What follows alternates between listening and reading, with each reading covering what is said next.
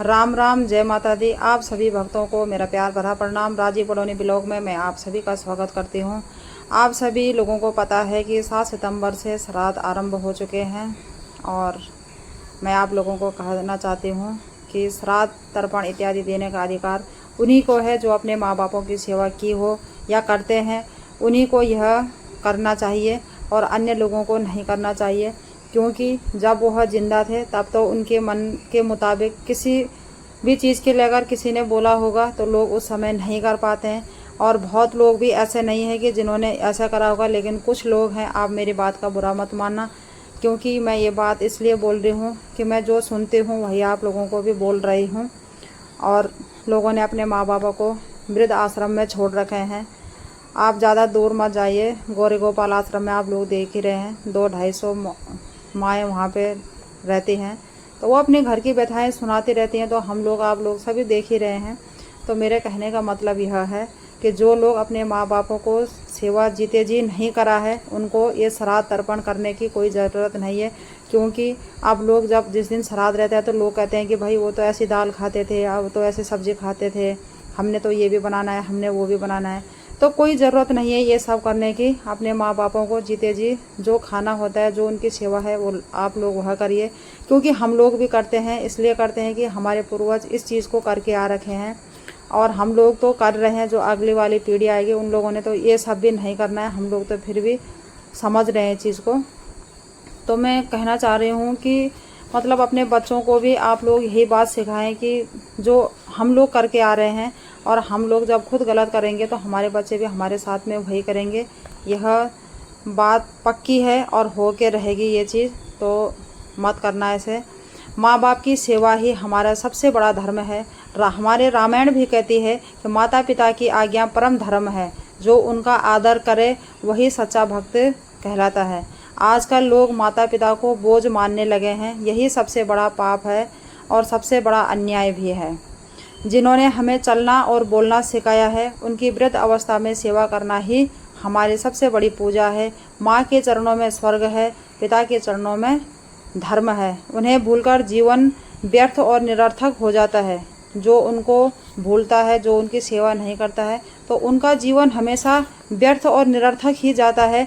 ईश्वर की कृपा हमेशा उसी पर होती है जो हमेशा वृद्ध लोगों की आंसू पोंछता है। धन और शोहरत सब बाद में ही आता है। माँ बाप का आशीर्वाद मिले तो हम पूरी दुनिया को जीत सकते हैं, ऐसी बात नहीं है। जिनके घर में हमेशा माँ बापों का आशीर्वाद रहता है वो जीवन में कभी भी परेशान नहीं हो सकते हैं। ये हम खुद देखकर आ रहे हैं और हमने इस चीज़ को देखा भी है। तो आप लोग भी इस बात पर मनन करें। चाहे माँ बाप कितना गलत बोलें, कितना कुछ, पहले तो किसी के माँ बाप किसी के लिए गलत नहीं बोलते हैं। अगर मैं मान रही हूँ कि वृद्ध अवस्था में आदमी बोलने की आदत हो जाती है, तो आप लोग इस बात पे बुरा न मानें और यही बात सोचकर अपना चुपचाप निकल जाना चाहिए। और हमारे पास अपने परिवार को जीतने के लिए हमारे पास सबसे बड़ा शस्त्र है मौन रहना। अगर कोई हमारे साथ कितना गलत बोल रहा है, हमें गाली दे रहा है, गलौज दे रहा है, कुछ भी कर रहा है, तो आप थोड़ी देर के लिए बिल्कुल शांत हो जाओ, चुप हो जाओ, तो अपने आप निपट जाता है। और एक ने अगर 2 बात बोली तो आपने 4 बोली, तो वहाँ हमेशा महाभारत ही होता है। तो इस महाभारत को ख़त्म करने के लिए हमारे पास सबसे बड़ा शस्त्र है कि मौन हो जाओ, कुछ बोलो ही मत। और माँ बाप हमेशा गलत अपने बच्चों के लिए न चाहते हैं, ना वो सोचते हैं। भले ही वो कुछ समय तुम्हें कुछ भी बोल दें, लेकिन उस बात पे आपको बुरा नहीं मानना चाहिए, मेरा तो यही कहना है। और हम लोग अपने परिवार में रहते हैं, अपने बच्चे हैं, सब कुछ है, अपने माता पिता हैं, सास ससुर हैं, मतलब जो भी हैं, तो हमें हमेशा उस चीज़ को देख के चलना चाहिए कि हमारे घर में बुज़ुर्ग हैं।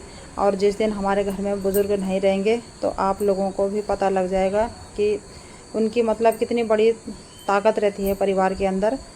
तो आप लोग ये सब नहीं करें आजकल, क्योंकि हर इंसान बोलता है कलयुग आ गया, कलयुग आ गया। अब मैं उन लोगों को पूछूं कि इस कलयुग को लाया कौन? उस कलयुग को लाने में भी हमारा ही हाथ है।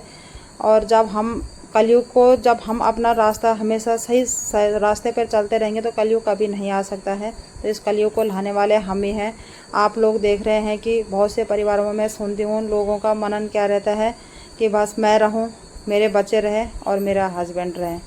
तो आप लोग इतना क्यों नहीं सोचते कि ये हस्बैंड भी तो उन्हीं पिताजी से आया है उन्हीं माँ बापों ने इसे जन्म दिया है जो हम आज ऐश और आराम की ज़िंदगी जी रहे हैं। तो यह सोच आपके लोगों के मन में नहीं होना चाहिए। इस सोच को आप अपने मन से बिल्कुल भी निकाल दें और अपने माता पिता की सेवा करें।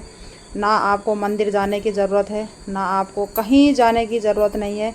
और मैं तो एक बात और कहती हूँ, आपको तीर्थ करना हो, मंदिर जाना हो, कहीं भी जाना हो, वह यात्रा उसी की संपन्न होती है जो अपने घर में हमेशा अपने बूढ़े लोगों की सेवा करते हैं और अपने परिवार की सेवा करते हैं। उन्हीं के लिए वह यात्रा है।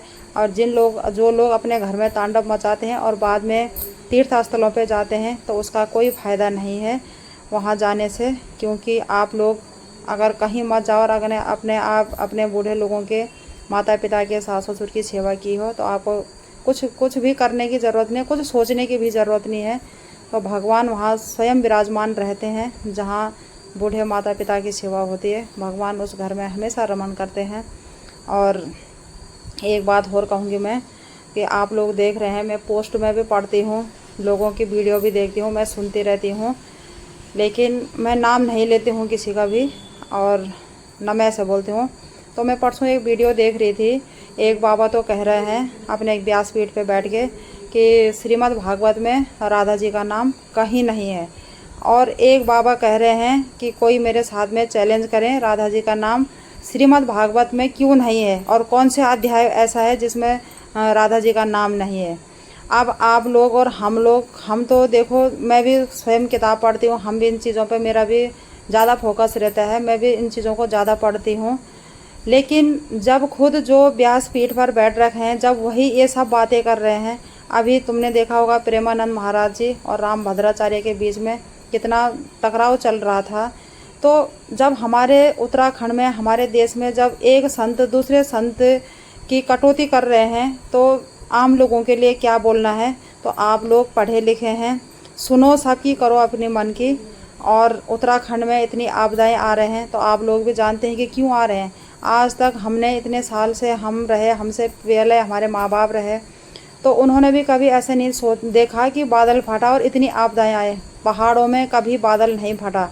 और तुम्हें पता है कि हमारे उत्तराखंड को देवभूमि कहते हैं, ये देवों की भूमि है, यहाँ देवता हमेशा रमण करते हैं।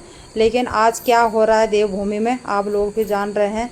तो इसलिए मैं ये बात इसलिए बोल रही हूँ कि आप सन्मार्ग की ओर चलें, गलत रास्ते पे मत चलें।